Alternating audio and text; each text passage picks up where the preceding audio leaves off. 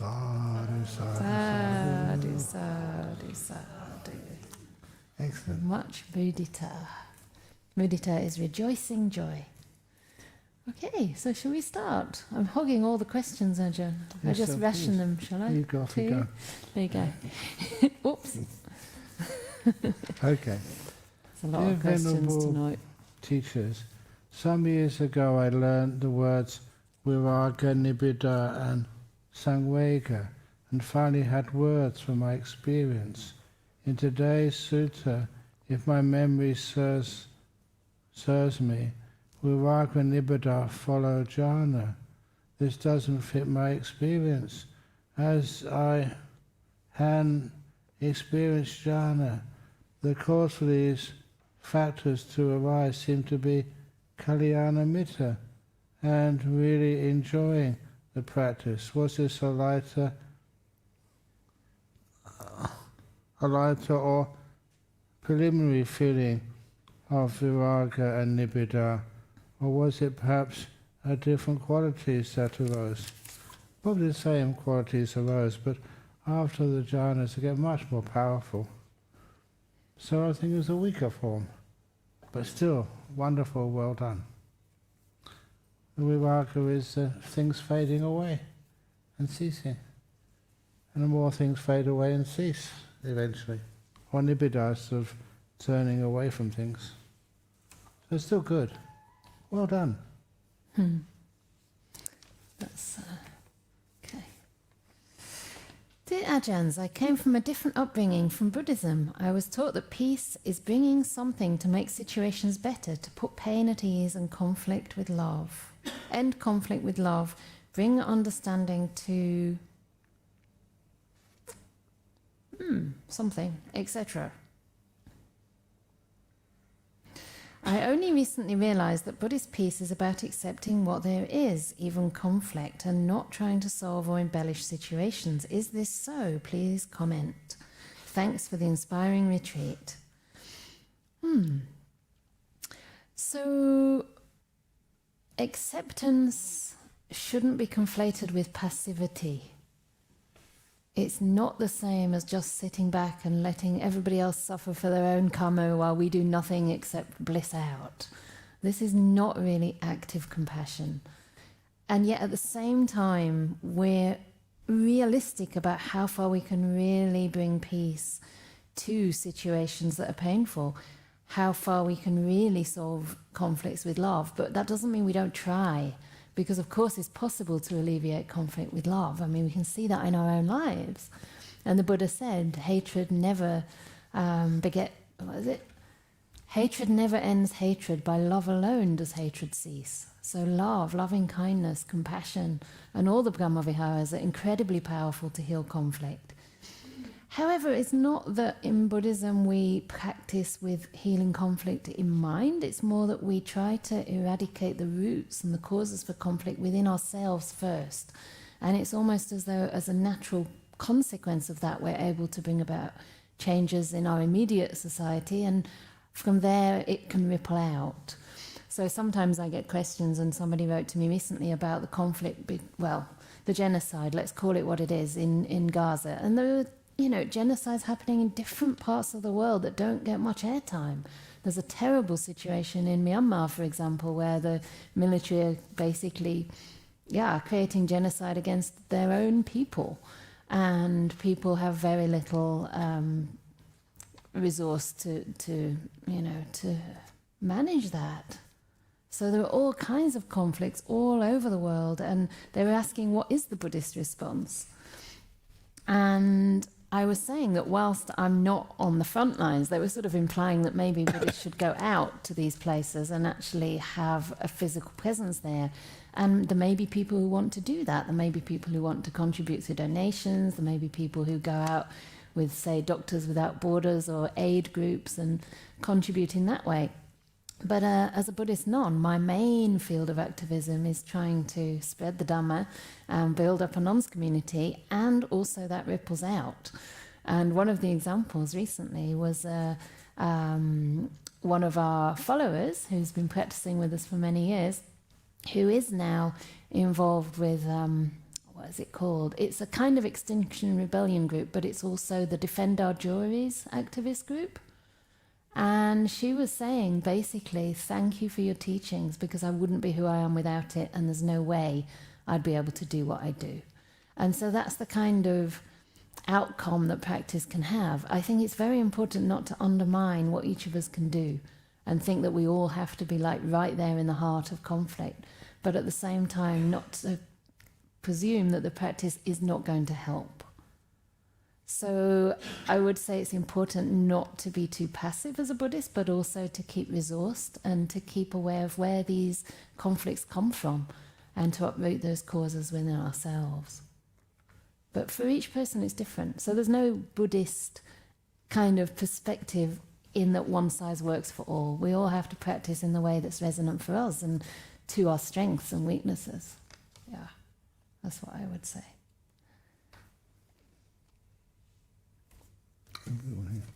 That's another one. That's a bit little. Very good. Crikey. Right, so small. Dear Ajahn Brahm, in a couple of my meditations, when I sustain attention on the whole breath, it becomes kind of silky smooth. Eventually it fades, and I'm left with what feels like a very strong, steady mental state. Is this the dead end you describe? Huh? Which happens when there isn't enough piti sukha for the breath to become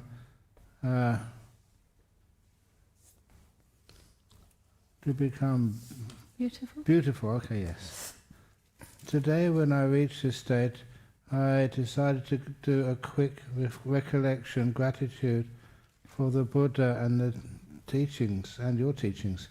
This resulted in a big wave of emotion experienced as tingling throughout my body and a few tears. After this, a nimitta seemed to be slowly appearing. Guessing. What else does it say?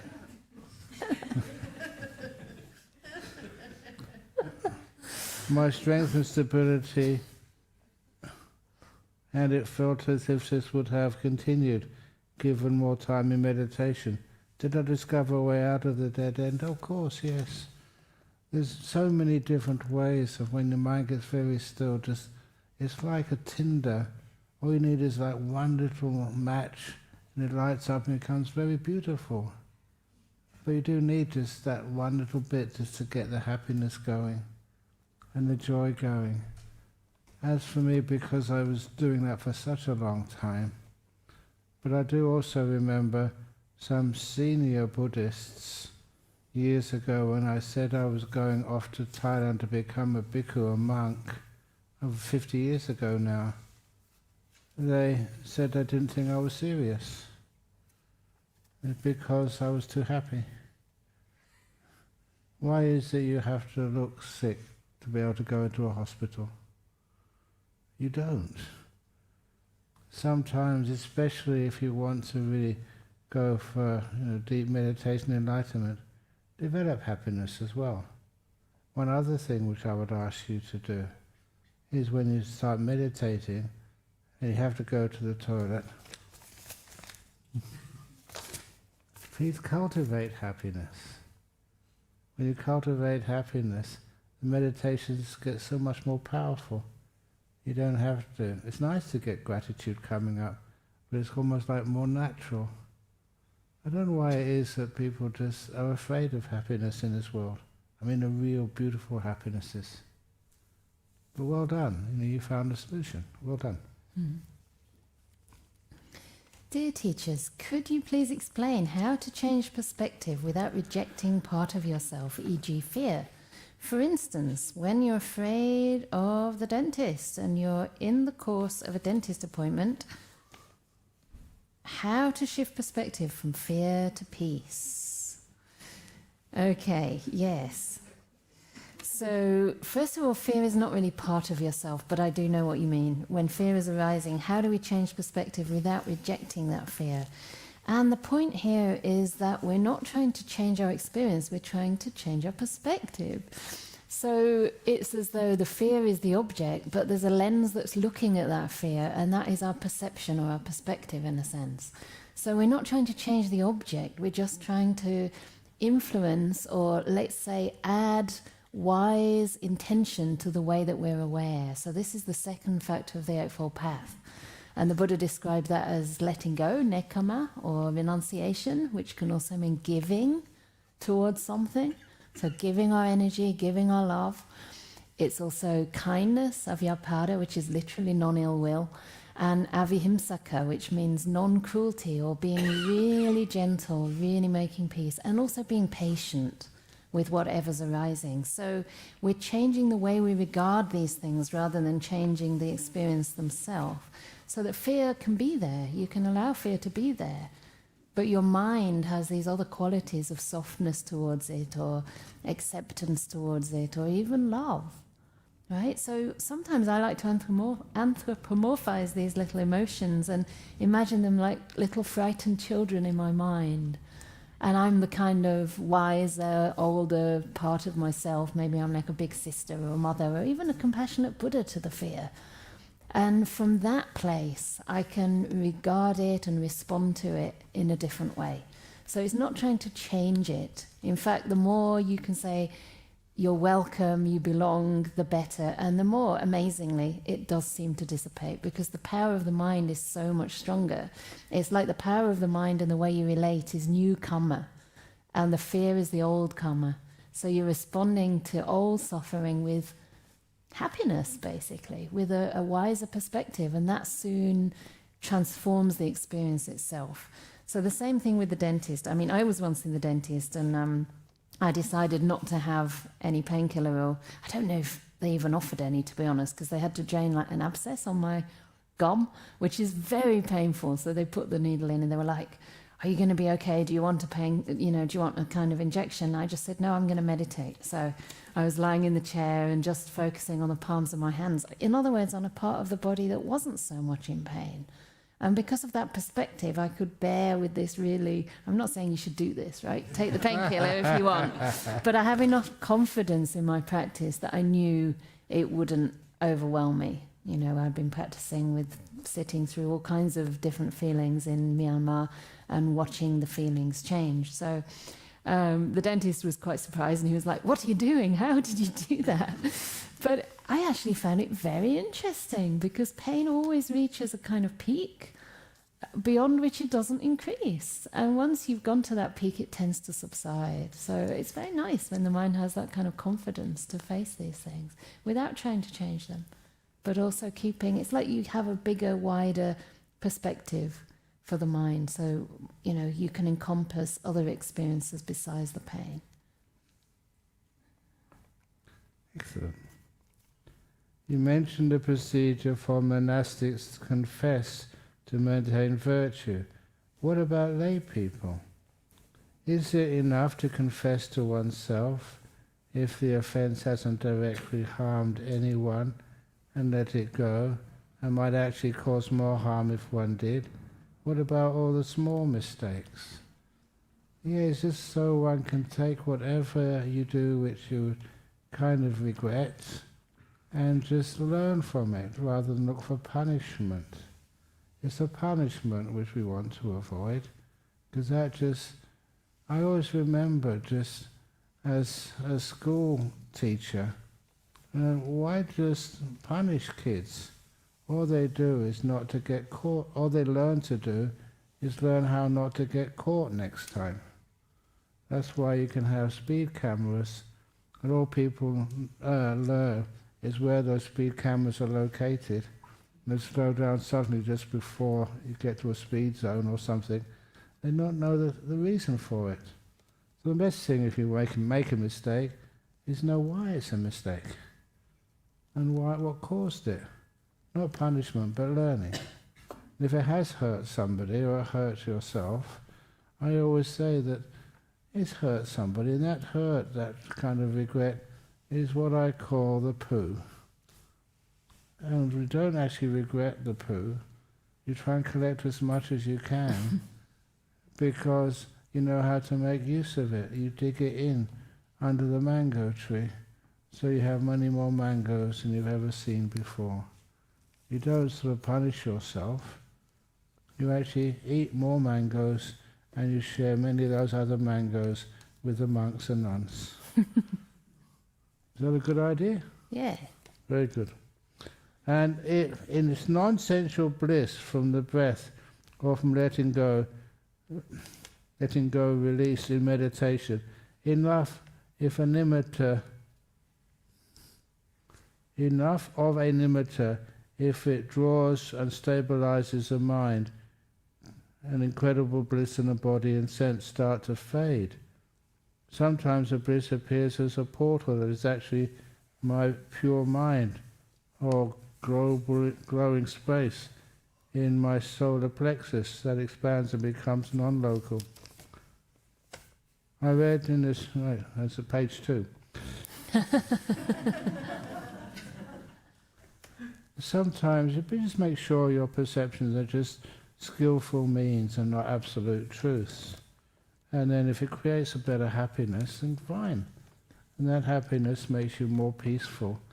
And if it's a nimitta, it's actually a mental object, not a physical object.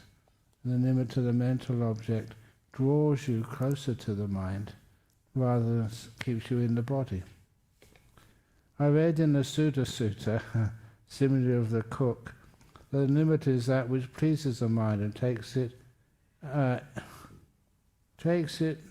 to samadhi when practicing the 4 focuses of mindfulness.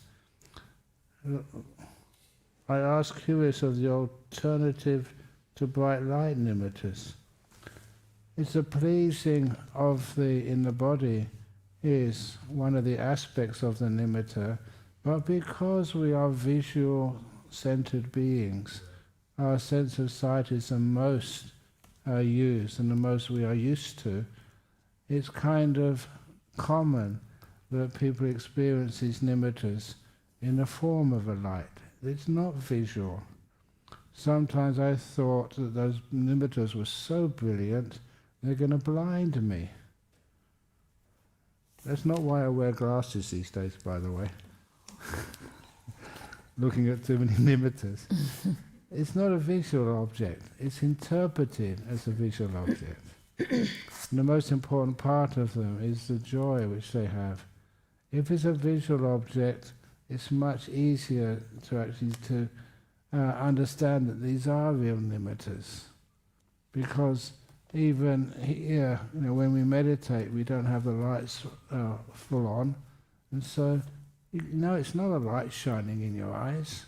Sometimes it's really dark in the bedroom or in a cave. No one's shining any light in the cave, but it's still interpreted. It's like seeing a light, but it has its differences, and one of those differences is again the colours. That's fascinating. When you see a shade of whatever, which is not in the real world. It's much purer and brighter. So anyway, it's much better. It can be that you experience nimittas with other things, like even sounds. Sometimes people can hear the beautiful sounds, not of the world, like you think they're heavenly music or something. You're not hearing anything through your ear. What you're doing is just you're interpreting that beautiful bliss in the mind through audio, an audio simile, like a sound. But it's much better to use, if at all possible, the lights. That make sense? Yes. Okay. Should we keep going? Yes, please. That's a big question. Great. Since there is the impermanence, unreliability, unstable nature in everything we experience, aren't jhānas also subject to these conditions? 100% yes. Although the jhānas are very stable states, but the jhānas also dissolve when the causes for them cease. Can a person with jhāna abilities get depression due to the unreliability of jhānas? Of course, until somebody is probably, I don't know, even an anagami, is it possible to get depression? Probably a mild very most, and you would probably come out of it quite quickly, I imagine. But the depression is not going to be due to the jhanas fading. If anything, the more jhanas you experience, only that you're going to get kind of into the bliss, you're also going to be learning about impermanence through the jhanas, and you're going to be more aligned to the reality of dukkha, anicca, anatta, which gives a lot of relief. Basically, insight into these truths undermines craving, and craving is the cause for suffering. So the more that craving's undermined through the practice of jhana, especially craving towards the sensory world first of all, the less likely it is that you're going to suffer through craving and therefore get depression and all the usual ups and downs. Generally, you need a pretty stable mind to have any kind of consistent, regular jhana practice. People can fluke it, like Ajahn Brahm said. People can even force it, and I have met people who seem to have done themselves kind of, who knows if they were unbalanced beforehand. But if you're forcing things and you're kind of, practicing through spiritual materialism or bypassing things that need to be resolved through different means, like through psychological, a psychological approach, then yes, maybe, you can have some imbalance after these experiences because you didn't put the foundations in place. But for the kind of practice that's built on the gradual training with virtue as its foundation and all the other factors that come along in some kind of sequence. I mean, of course, these things kind of circle around each other, but there needs to be the whole practice of the Eightfold Path. Then jhanas are certainly not going to make depression more likely. It's going to really dissolve those tendencies over time. Could that be a reason for the decision made in Vietnam not to teach jhanas but allow it to be a natural process, just like enlightenment, which is a natural process? So I think the decision made in Vietnam was something a little bit more elitist, like that, as if kind of through looking down really on lay people and lay people's practice. Feeling that teaching jhanas is the domain of the monastic sangha, which to me is a little bit of power and control, or maybe a lot of power and control. So not to teach jhanas but allow it to be a natural process. Jhanas are a natural process, so it's not either or. There is only one way into jhana, and that is through a process of letting go. So it is always a natural process. And that is why enlightenment continues that process. So it's not as though you can try, and then suddenly let go. Letting go needs to be there from the outset. And that's why I was saying that, if you have these right intentions from the beginning of nekama, giving up, giving things away, which is close to non-self, right? It's an understanding of non-self. This doesn't belong to me. This is a natural process. And kindness and gentleness, then you're going to be able to let go and follow that process all the way. Very good. Dear Ajahn Brahm and Venerable Canda, it has been a very interesting retreat so far. From having a dream of being chased by a mountain lion to a dream of playing basketball in a very funny way, and to having a real-life diarrhea, indigestion. But all in all, it has been an interesting one. It's only 4 days. Thank you so much for being here and for teaching, guiding us. We have to be somewhere. I have had an issue with a friend which I didn't know what to do about it. He just didn't seem to want to talk about it, and I am amazed. I am not sure how to approach him or the issue. I don't even know what the issue is.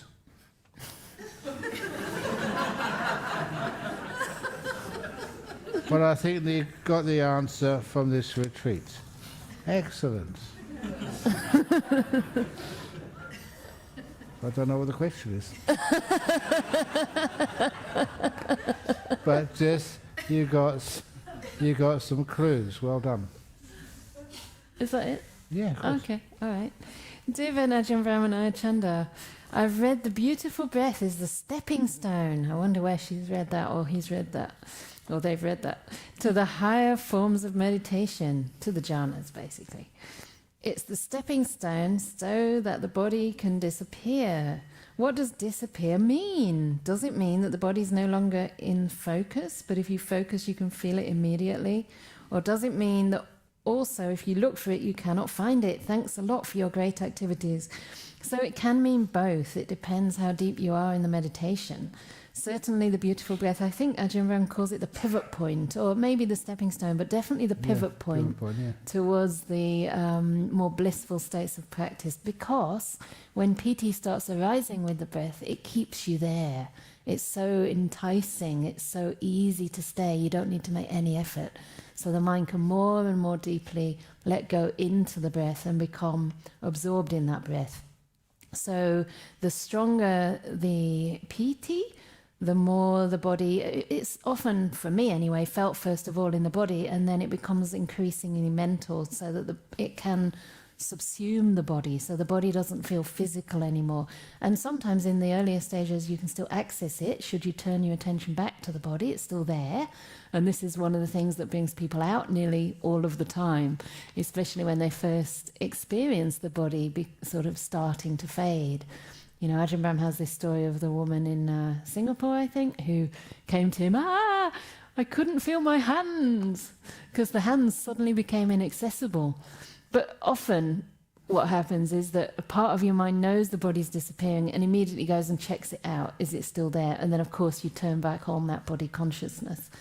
So the more you can, you know, kind of, in a way, have the right instruction to just allow the process to unfold and not to, you know, move the mind, because essentially it's a kind of restlessness, a kind of wanting to control, then the body will disappear. And there may be times that you're so deep in the practice, especially by the time the nimittas arise, and obviously in the jhānas, that you can't actually access the body anymore for a while. And then those jhānas cease, the causes fade, and you are back in your body, and the body feels wonderful, better than it ever felt before. So don't worry. You'll always be able to find your body. It'll be there for like 99.9% of your life. But the more you practice jhana, I guess also it will mean that you're not so afraid of losing it, because you know that when you come back, the mind is so much more powerful and the body feels great and it's good for your health, and there's absolutely no bad side effects at all. And that's also where you do learn about what death is like. When the body vanishes, what is death? When the five senses stop. People get very afraid they don't know what's left. Then you've got your mind left. How many times have you heard that people, when they die, they go towards the light? What's the name for that light? Here. Nimitta. Sometimes when I meditate, there is happiness in the mind. I like it when it becomes the object of my mind. It happens that my attention is semi-occupied with that inner happiness. However, my sense of hearing stays active, and if somebody touches me, I feel it. It seems to me that it is possible to go deeper into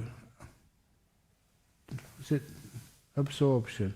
From this point, how to develop further? If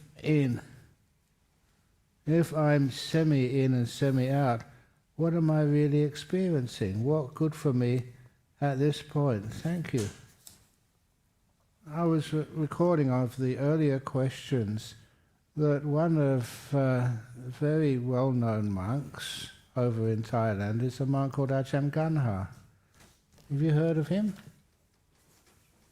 And he was a cousin of Ajahn Chah, and he did come to spend a rains retreat at Bodhinyana Monastery in Perth a long time ago. And often, end up sort of teaching at different events with him. And I remember when he was at Bodhinyana Monastery, he asked him, "Can you please teach some meditation to people?" He said, "Yes, okay." And how he taught was, this is how he taught meditation. When you're watching your breath, breathe in the most wonderful, joyful breath you've ever breathed in your whole life. The word in Thai was called sabai. Breathe in, sabai.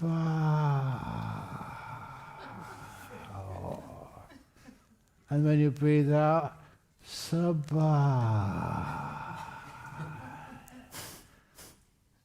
Yeah, can you elaborate? He said, "No, that's it." That was his Dhamma talk. And he gave the same one again and again and again. Well, I thought that was amazing. He would actually say, just when the breath becomes so beautiful, it becomes almost habitual. You breathe in looking into the happy breath. And then after a while, you love doing it. And it takes you even deeper. The body vanishes. The breath turns into not just a physical feeling of the breath, but the mental experience of happiness, a piti sukha, which the Buddha described. And that will take you into jhāna. It's such a simple teaching, but very beautiful. So that's, in the old days. And now he pads it out and adds, because people don't like simple teachings. Why not? Anyway, sometimes when I meditate, there's happiness in the mind. Great, I like it when it becomes the object of my mind. Oh yes, read this out already. Or semi in and semi out. Just stay there. Semi in, semi out. After a while you find out you can't maintain that. You go even more and more in. When you're worried about something, you disturb it. When you just let it be and let it develop by itself, it soon gets really deeply in.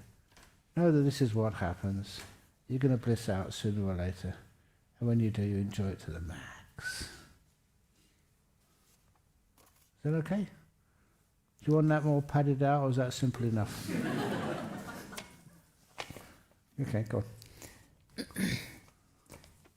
I don't want to say too much here, but dear Ajahns, maybe we can both answer it a little bit. Okay, yes, okay. 1, 2, 3. Yeah? What were the most significant pieces of advice? Absolutely. Wisdom. Yeah. What were the most significant pieces of advice or wisdom you received that supported your meditation? Thank you so much. So there's so many, of course, but I think for me a big turning point was learning how to be aware of the way that I was aware. So understanding that mindfulness is not bare. There's no such thing as bare awareness, only bare awareness. That's why we have the bears, by the way. It's B-E-A-R awareness, which means kind awareness. So just mindfulness, we often think it's subjective, but it's not, because we carry all our tendencies with that mindfulness. You can be aware in a very kind of harsh way, or you can be aware in a kind of resisting way, or in a kind of clinging way, or an intense way, or a soft way, or a gentle way. There are so many ways to be aware. And basically, as long as the hindrances are operating, we also need some kind of antidote to the hindrances. So for me, imbuing the awareness with these right intentions, like letting go, gentleness, kindness, has been totally transforming. And it's almost like there's an antidote to the hindrances in the awareness itself, in the way that we're looking. And then it doesn't really matter anymore what the object is. If we had to have only pleasant experiences, or only situations at work which we enjoyed, or only, certain people in our lives, we'd be absolute victims of our circumstance. But the Buddha's saying that freedom is possible no matter what. Even in the midst of pain, even in the midst of conflict, it's possible to be free. And that's because of the power of the mind. So putting attention on the quality of the mind and making sure those right intentions are there, along with right view, has been a really, really significant part of the practice for me. And I thank Ajahn Brahm very much for drawing attention to that, because I think you've noted previously that very few people emphasize that second factor of the Eightfold Path. So that's made a massive difference to me. Excellent. Dear Ajahn Brahm and Venerable Canda, thank you for this great retreat. I struggled with my mind this afternoon. You say my mind. Very much it was running wild. It was very, very negative. I couldn't find the right positive or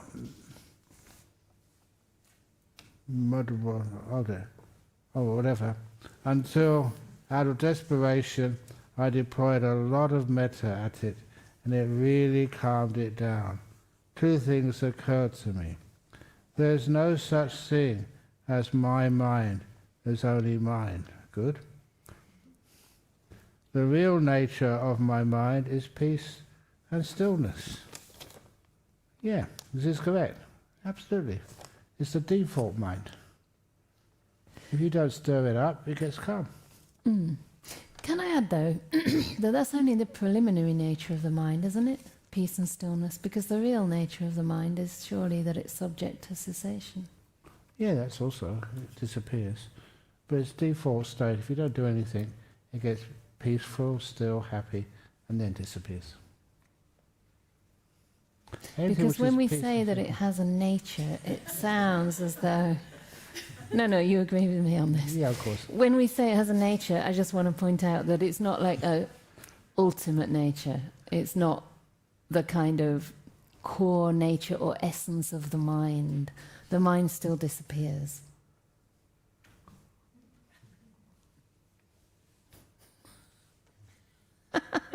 Yes? Okay. This has been my first retreat, and I've got into deep meditation for the first time. I haven't experienced such inner calm and peace since I was a young child. At times it's been quite overwhelming.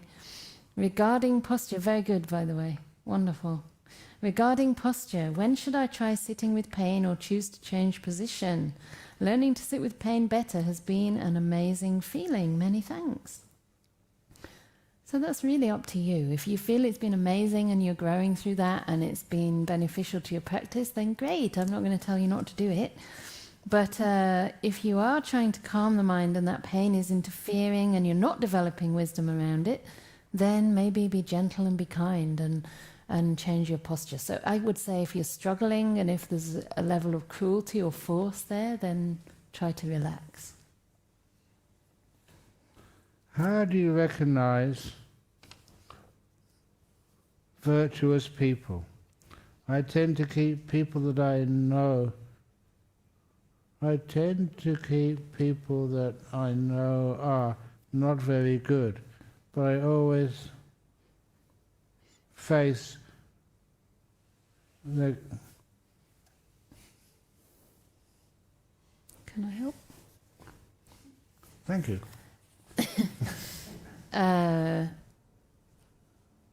But I always focus on their good sides. Also, sometimes with a parenting intention. How radical should I be with the people closest to me?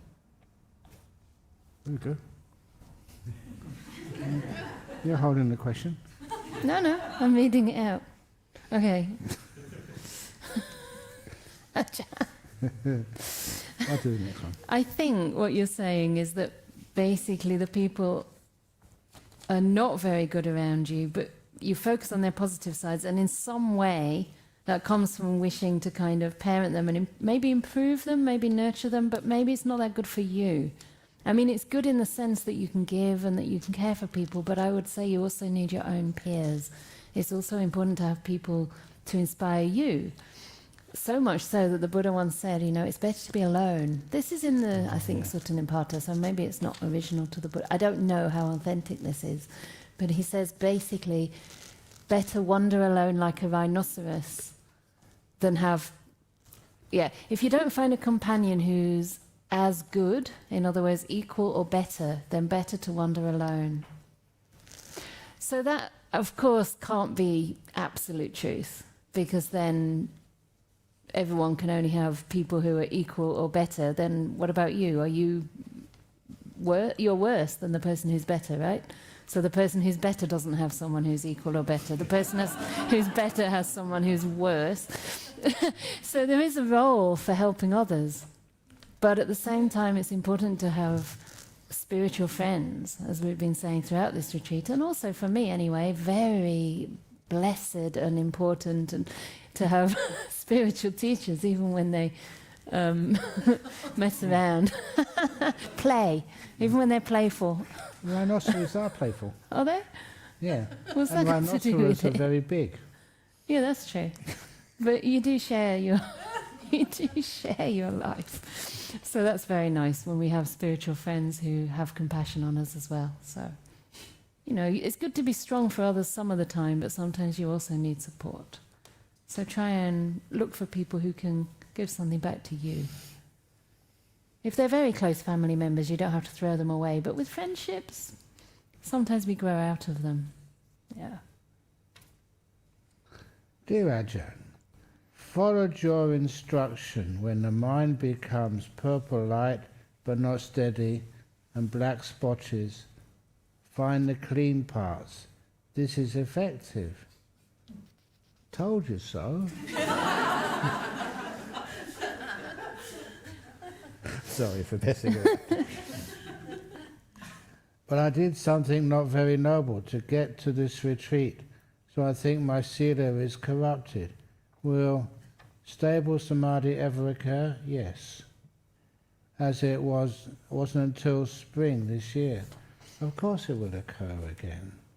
Okay, you did something noble to get to the retreat, but at least you came. Well done. Don't always judge the bad parts of yourself. It's still a beautiful purple light, but a few black spotches. You know how to deal with that. And next time, make sure you come onto the retreat without bringing your black spotches with you. Don't have any black spotches. Oh.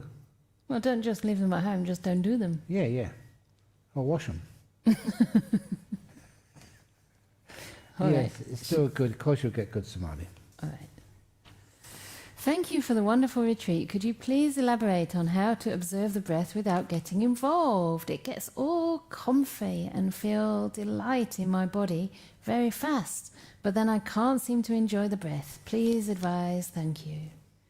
I will just say patience, because it's natural to get involved in the beginning before you have enough confidence.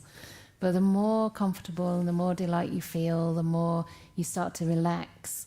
Eventually, this kind of doing part of the mind settles down. You heard today in the gradual sequence that Ajahn Brahm shared with us in the sutta class, that from happiness, which you're already having, the comfort and delight, I would call that piti probably, then tranquility arises. So once that tranquility arises, then the breath will become much more subtle and the doing will really pacify. So it's tranquility of body and of mind.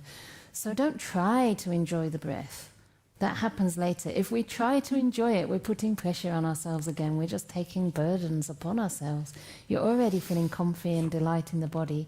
So stay with that for longer and maybe wait for the breath to arise.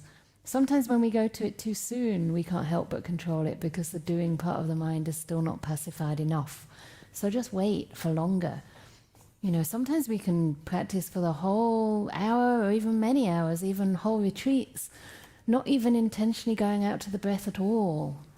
And it's only when that breath really comes knocking on the door with a lot of bliss that we let it in. And I actually practiced like that for one, probably personal retreat within a rains retreat, but for about 4 or 5 days I refused to look at the breath, even if it came up. I was like, nope, I'm just going to stay in the present, I'm not going to do anything. And eventually when the breath came in, it was totally blissful, and it stayed with me for the next 10 days with pure bliss, with no effort, and there was very little control. So wait longer, be patient, and we need help to organise a longer retreat. What do you think, a month long? That would be so cool. A year long? Unfortunately, it's the venues. A year, Ajahn. Can we have you for a year? As long as you shave off your hair and wear brown. I am doing. Yeah, you, but I mean everyone else. So does that mean I can meditate with you for a year? That'd be good. Okay, this question. evading the question. This is a very original one. I noticed I am controlling my breath. How can I overcome this? Thank you. Oh yeah, we just did that, didn't we? Exactly, but it's Yeah. a new question, exactly the same. Yeah. Do you want to answer it? You did. I already did. Yeah. Yeah. But what I've found is that sometimes it's amazing just Yeah. how many questions are similar same, yeah. and they come at the Yeah. same time. Yeah. I really want to answer this, but I must say I'm struggling with the handwriting, so I don't know, maybe you should read it. I already read it, but I couldn't actually... Ajahn, do you have divine eye? You read it upside down.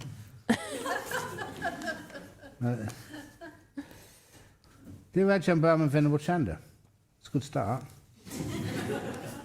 Thank you so much for your Dhamma talks. Venerable mentioned about letting your body move in the direction it wants to go during meditation. This has helped me.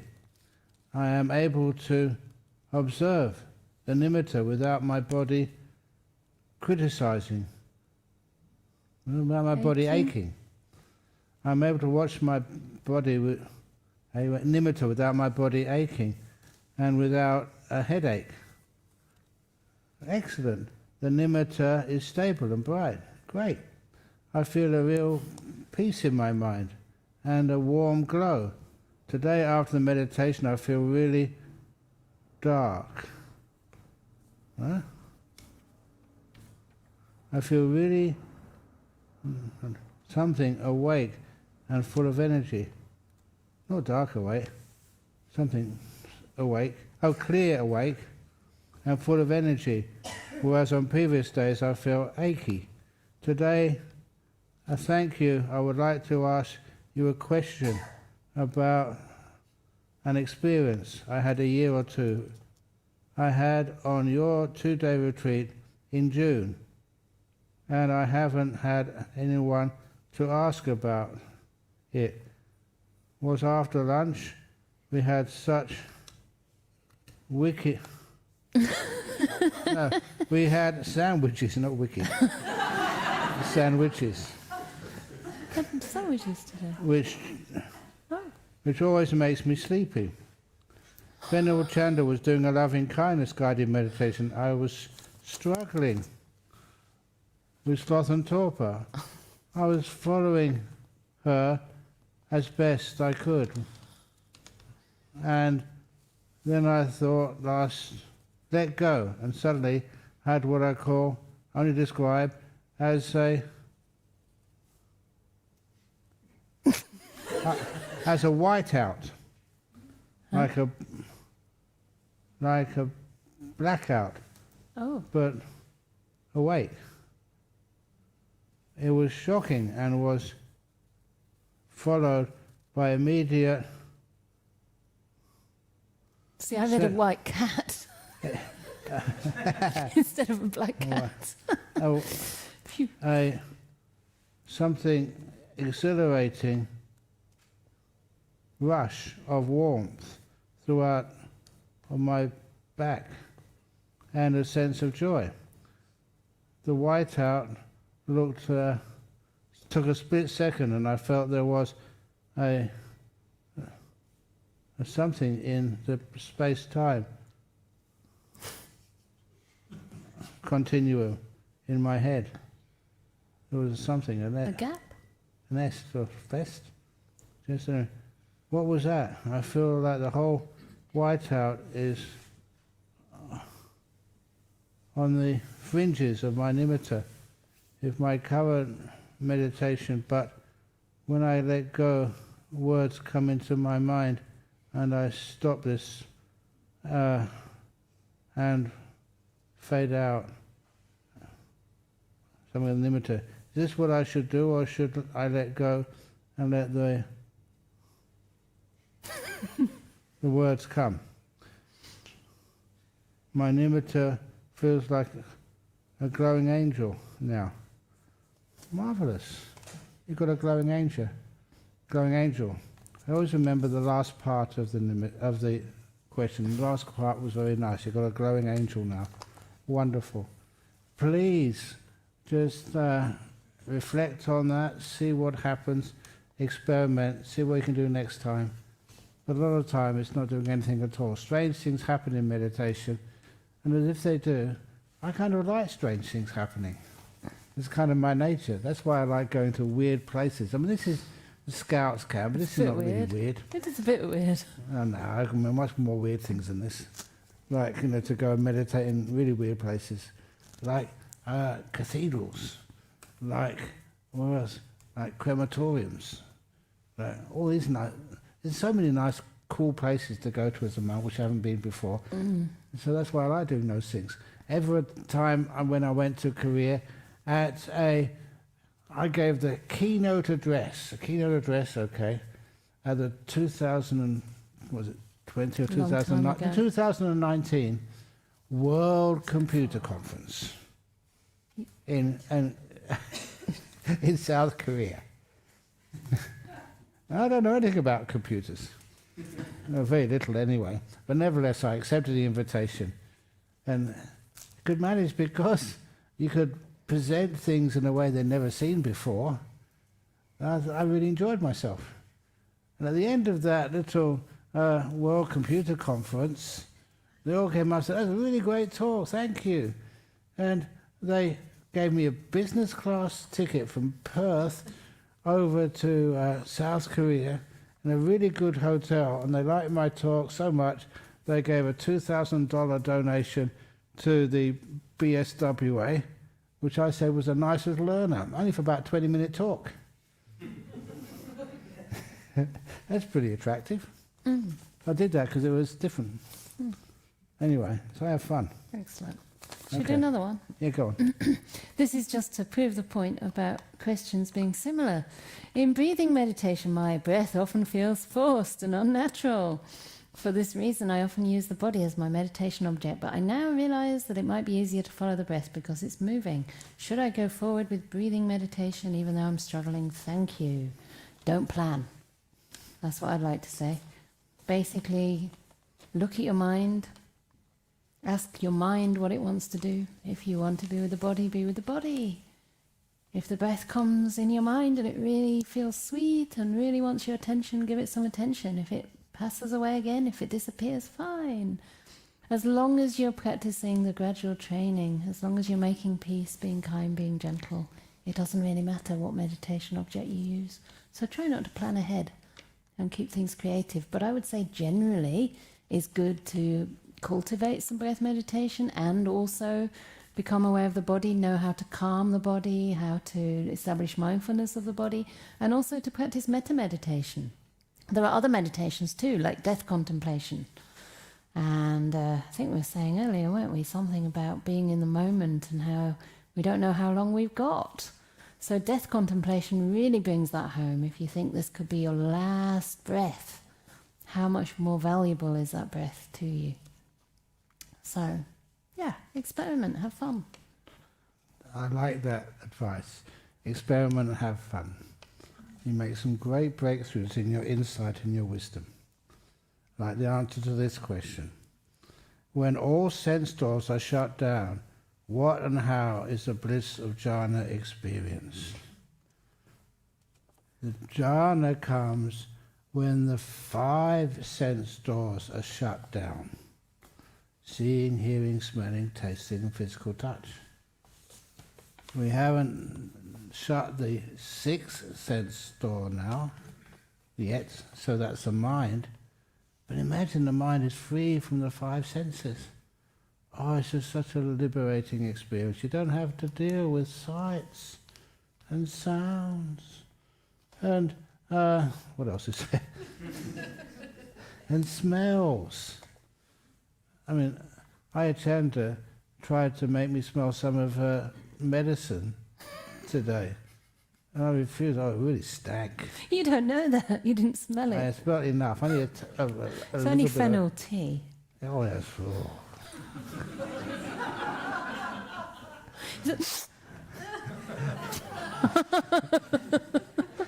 So isn't it wonderful? You don't have to have any smells to deal with. Any taste as well. If it tastes nice, you want more. If it doesn't taste nice, you want less. But it's already in your mouth, so you're stuffed. and also physical feelings. They're so sort of disturbing feelings in your body. You just want to sit quietly or go to sleep or listen to a talk and get an ache here, a pain there, an itch somewhere else, your eyes are itchy, your head is itchy. Have a look at other people right now. How many of them stay still? You know, somebody's actually scratching their finger, someone just scratched their nose, you're scratching your nose. Sometimes I'm just saying what I'm seeing. No one can really stay still. The body is so irritating. Because it irritates us all along, you want to move your bum, you want to sort of... And please excuse me for using coarse words, but the Buddha once said in the Vinaya, monks should always speak in the local language. Okay, I think you didn't really get that one, but I think you know that I'm justified. But so anyway, when those 5 sense... Fine justification. When the 5 sense doors are shut down, it's so peaceful. It's like you're free. And so then you get the mind sense, blissful, happy. But as it gets more and more peaceful, as I describe those jhānas, more and more things disappear. Why do they disappear? Because they're still. Like I said, my sense of sight, even though my eyes were open, vanished when there was nothing to see. The whitewashed wall, no danger, nothing interesting. So the brain turned the sense of sight off. It's wonderful when that happens. Then you have just the sense of your mind, and it's so beautiful and so blissful. Those are the jhānas. What happens after the 4th jhāna? Once the mind is that still and that peaceful, something's going to vanish. What vanishes is these fundamental concepts of the mind. What's happening is your mind is vanishing. Your mind is turning off. It's so much more peaceful. You have a much more profound understanding of what happiness really is. When nothing is happening, things disappear. And more things disappear than you ever imagined were possible. You go into what's called the immaterial states. Infinite space, infinite consciousness. Now a lot of times when people mention that, they have all these great ideas. Infinite space, infinite mind, consciousness. They really totally misinterpret it. All of these ones are based on the 4th jhāna. And after your mind is so still, then the mind starts to vanish stage by stage. Instead of infinite, I much prefer like boundless, immeasurable. They're disappearing. Your perception of space, perception of mind. What is a mind? Whatever you experience it as starts to vanish. Knowing starts to disappear. And then you get to the base of nothing. How can you know nothing? If you're experiencing nothing for a while, you think you understand that nothing is something. But all it is a sense of knowing disappearing. And that's not the end yet. And then the 4th immaterial state is called neither perception nor perception. No non-perception. Yeah, or non-perception. So what's happening there? What's happening is the mind is almost disappeared. If you look at it from this angle, it's disappeared. If you look at it from another angle, you know it's disappeared. So you're knowing something. So it's just the last stage before perception stops. Almost stopped. Not quite. And what's after that? The cessation of all perception and feeling. It's an experience of nirodha right now. Your mind has ceased. It's not in a theory. Experience. It stopped. What you experience? Oh wow, you're really sort of listening to me. Quite surprised. What's happening here is the two things which you really think you are, which you identify with.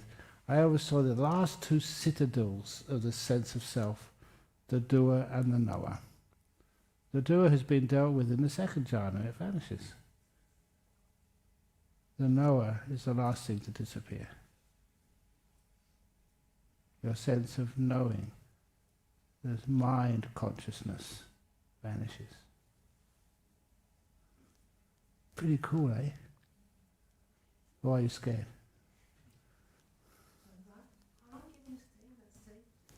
Can you repeat the question? Yeah, how long can you stay in a state? Which one? The last one.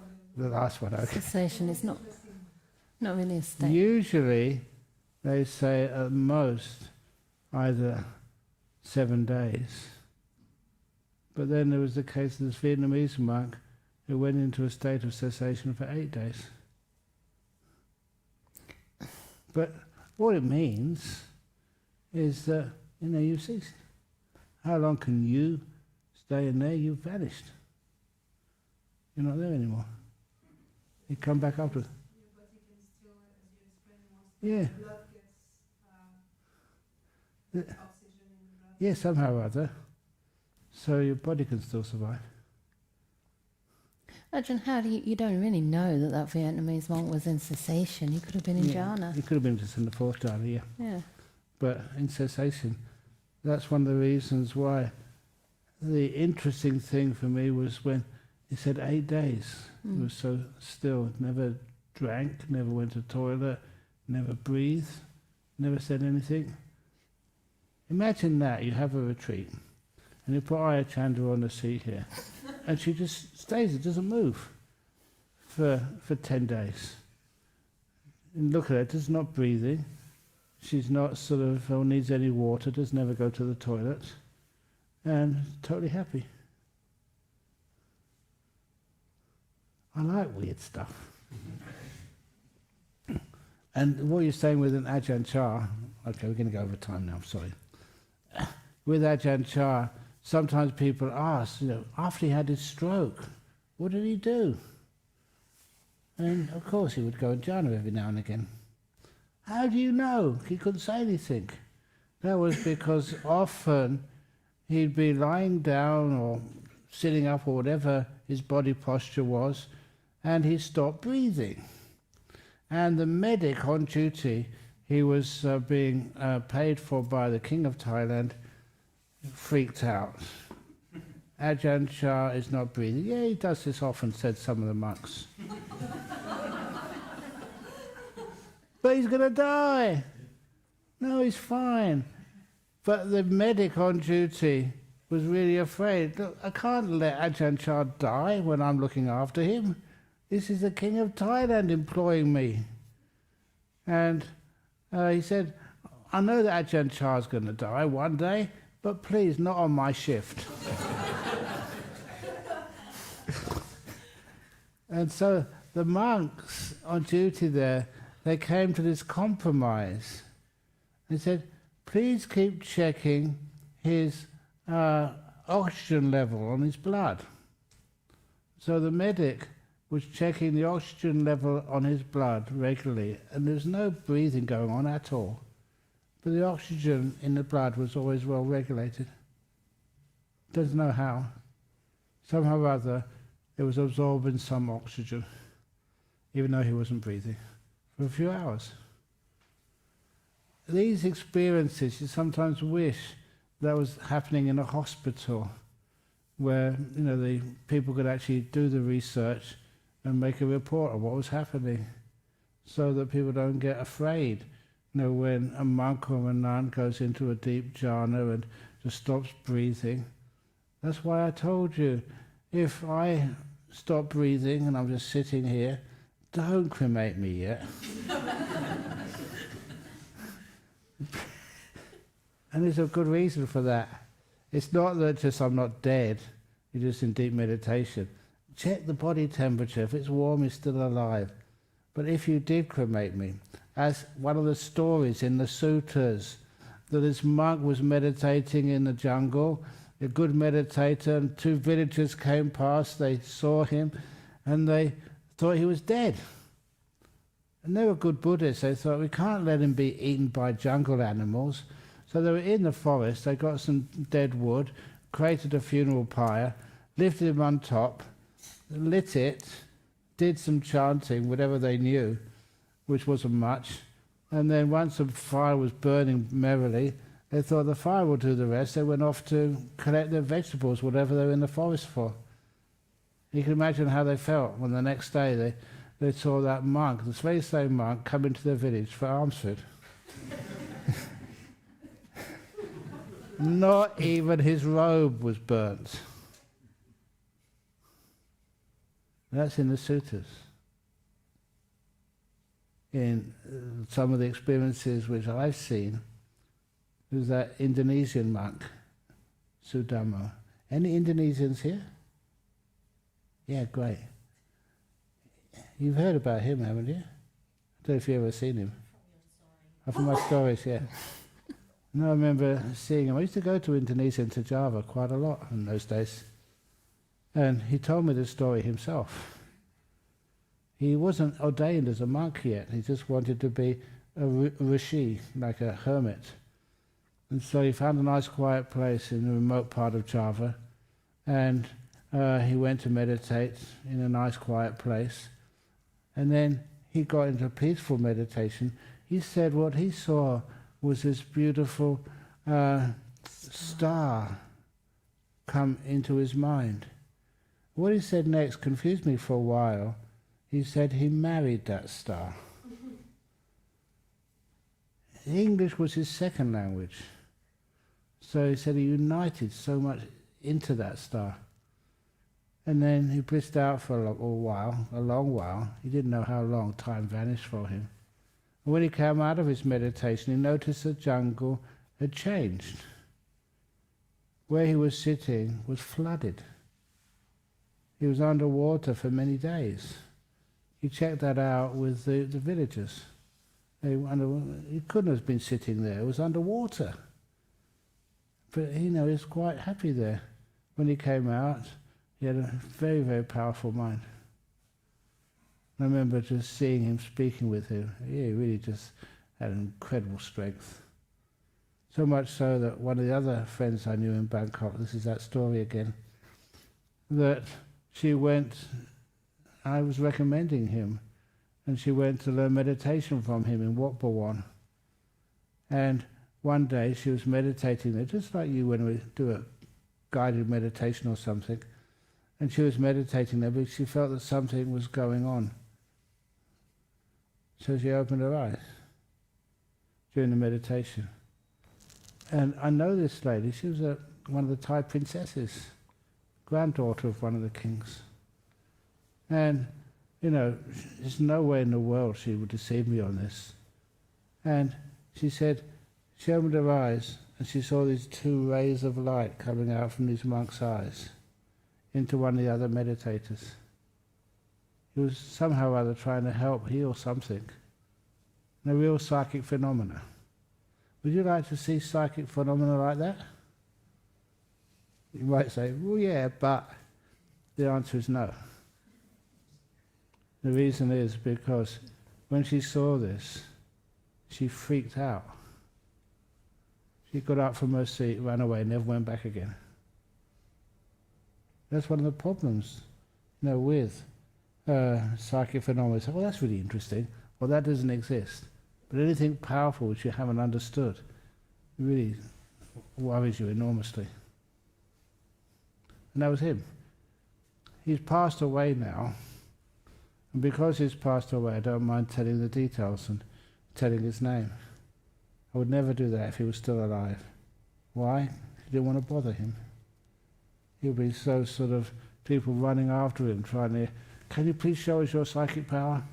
We've got a camera here, can you please demonstrate it in the university so we can check it out, see what's really happening. So sometimes, the poor monks, the poor nuns, that don't have any peace. So if you ever develop a psychic power, please keep it secret.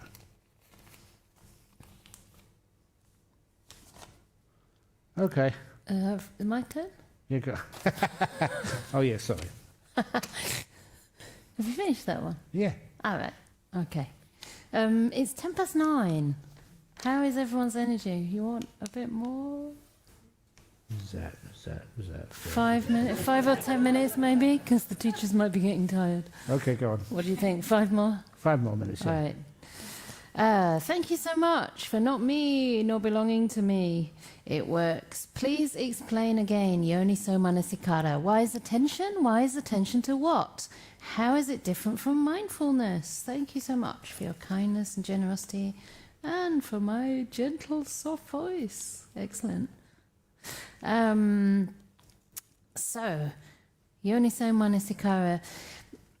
Yoniso Manasikara actually means let's say, attention of the mind or work of the mind that goes to the source. So it really means getting to the heart of why things arise, how things arise, the causes for things. So the difference between that and mindfulness, I would say, would be an example from my own practice, which is that I spent years observing the arising and passing away of dukkha and of feelings in the body, which is in the realm of dukkha. So I was very mindful of it arising and passing away, but I was not really penetrating to why it was arising and passing away, how it was arising from a cause and how it was ceasing. So that, to me, is one difference. Okay. Is that okay? Yeah, great. Dear Ajahn, how much can we influence with meditation on someone's difficulties, sickness, sadness, etc.? How about peace in war times? Any advice on how to do it? Also, could you please teach how to bless our daily food? Thank you so much for your teachings. First of all, there was an old story of why it is when you associate with good people, you listen to them, you see them, they influence you. If you stay in a nice vihara or residence with nice nuns and nice anagarika and nice samaneri, then they influence you. You go away a much, much, much better person. That's one of the reasons why people love visiting monasteries. So many, many people, we have guest rooms in places like Bodhinyana Monastery. Many of you have been there. You go there. Why? Just not even teaching, not even meditating, just hanging around the monks and the nuns makes you a better person. You raise up. The problem with that is when you hang out with nuns and monks, you influence the monks and nuns and they go down. And we're so heavily outnumbered. That's why we limit the number of people who can stay with monks and nuns. So that's actually how it does. Lots and lots of good people can actually calm down lots of other people. Okay.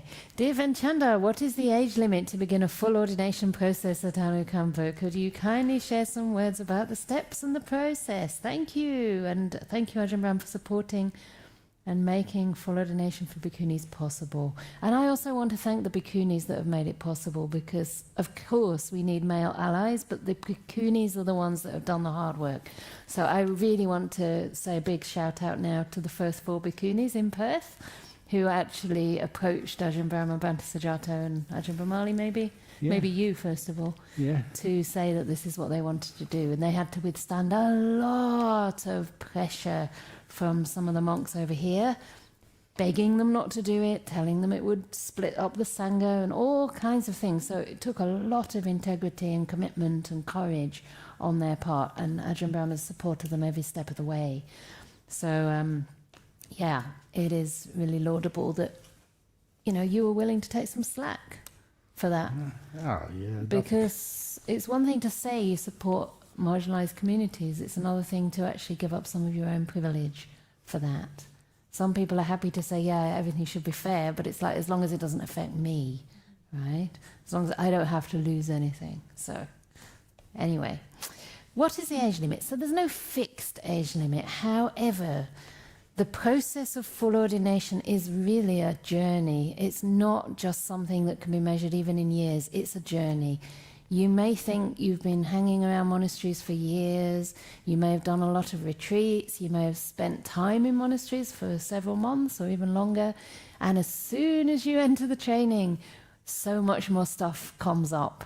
Basically, anything that's not resolved in your life, whether it's psychological stuff, whether it's family stuff, whether it's just the sense of self getting really, really scared because you're really losing a lot of autonomy when you come to a monastery. You're living with people you wouldn't necessarily choose to live with.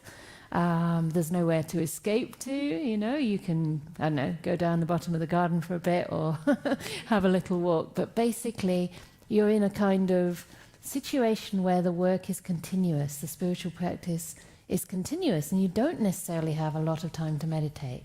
So because of this, and because there's no real determined timeline, usually it's about a year in white, but again, for the Bhikkhuni Sangha, it can be longer, because the communities we're developing are still unstable. We don't have a lot of support, so if the last Anagarika ordains, then there's no one to feed us anymore. Did you hear that? Not much support. Yeah, especially food and, well, different things. I mean, there's a lot of support. People are incredibly generous, but it's still not sufficient. we don't have lay people coming daily to feed us. In fact, we have about 3 dana offerings in the whole month of December. And most monasteries depend on daily food. And also, whenever you need some legal or planning advice. Oh yeah, that's true. Yeah, that just what do we do? Not enough, yeah. Yeah. Anyone who knows a good lawyer or planning expert or something, yeah. please give us a hand. Then you're supporting a nun's monastery. And if it's not you, it's maybe a sister or your children or whatever, will have a beautiful monastery to come to later on in their life. Yes. At the moment, it drives Ayachandam crazy having to worry about all this stuff. And you? Not really. No, I'm not crazy, Ajahn. No, but not yet. It's driving you closer there. Okay. Anyway, suffice it to say that for the bhikkhuni ordination, for the lifestyle of a bhikkhuni, it does involve at this stage also being part of establishing communities. And so it takes a person who's very stable, very committed to serving as well as meditation, and who is quite mature. So age is not necessarily a bad thing. It depends on the person. But basically you have a year as an Anagarika minimum, and then 2 years as a novice nun. She's 5 days old. I was like, oh, it's only the 27th today. She only ordained 5 days ago. Wow, that's very new. And then eventually the full ordination, for which we have to bring in a lot of bhikkhunis from overseas, because there's only one bhikkhuni in my role in England. I do believe there's another British bhikkhuni, but not living in a monastery. So it's very difficult to find those conditions to start. So this is why we ideally, the younger the better in a way. Not too young, but in your 40s and before 50 is ideal, but it's not an absolute cut-off. Basically, the vocation of training is about 7 or 8 or even 9 years. So even after the bhikkhuni ordination, you still have 2 to 5 years with your preceptor. And of course, because these communities are so new in England, ideally it would be someone committed for the long term. So it is a vocational training, and you're looking at the best part of 10 years, and that's why the younger the better in a sense. And if it's a calling, you know, if it's really a strong calling, then it can work. But anyway, that shouldn't put you off. That should just make you more determined. Yeah. If you're having that aspiration, take it slowly. Don't rush it. Don't think it's the only way or that it's, you know, for everybody. But it is a really powerful way to practice, simply because you're working with so many different things, different people, different challenges, and an enormous potential for a very rewarding and meaningful life. Yeah. It is historic. You're doing something way beyond what you think.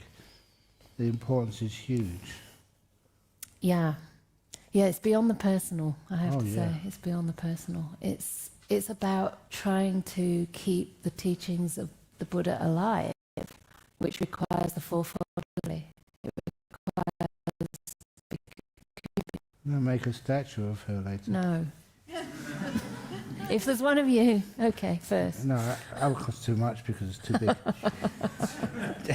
Dear teachers, I sometimes find it hard to meditate regularly, especially during busy periods at work. Please advise. Thank you. You've heard me say this before. If you are really busy at work, that's when you really need to meditate. One disciple says he usually meditates an hour a day, except when he's busy. When he's busy, he meditates 2 hours a day. Do you understand that? The more busy you are, the more focus you need, the more ability to overcome the stress. Otherwise, you just waste time. That's why that... where is that? I've got my cup here. This story really went down very well. How heavy is my cup of water? The longer I hold it, the heavier it becomes. That's how it feels. If I keep holding this for 5 minutes, I'm really in pain. After 10 minutes, I'm a very stupid monk. I'm in agony. What should I do when it starts to get too heavy to hold comfortably? You put it down and take a rest. If I take a rest for 1 or 2 minutes, that's all. You can try it at home if you don't believe me. It actually feels much lighter because my arm is rested.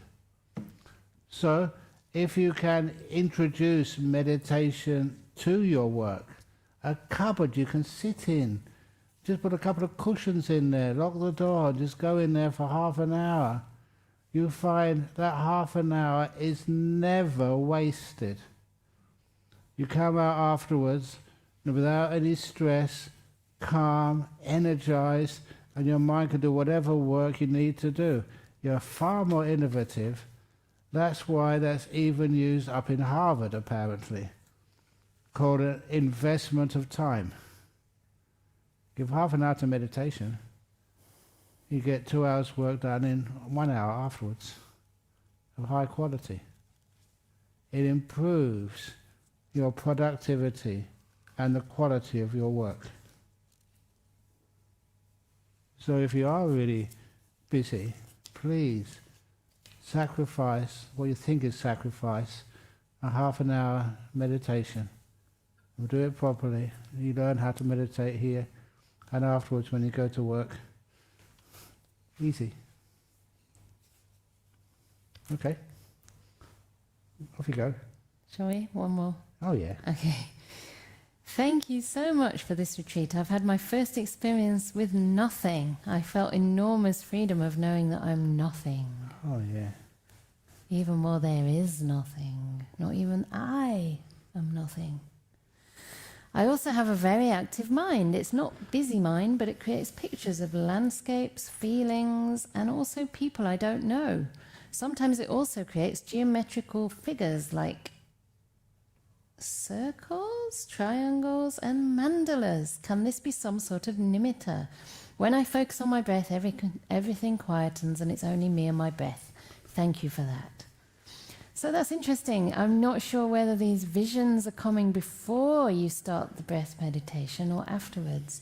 If they're coming before, it might be just the way that your mind processes whatever you've seen or done in the day. But if you can, if the breath starts to quieten to the point where you're really with the breath and you're feeling peace, then at that time, if those nimittas are arising then, like triangles and mandalas, they're still a little bit complicated.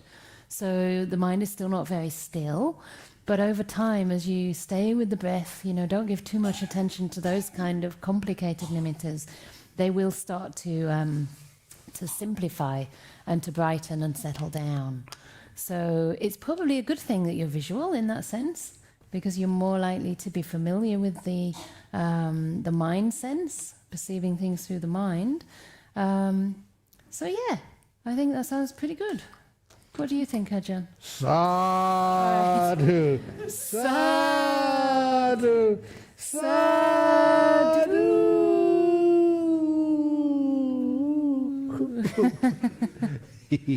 So have a wonderful night.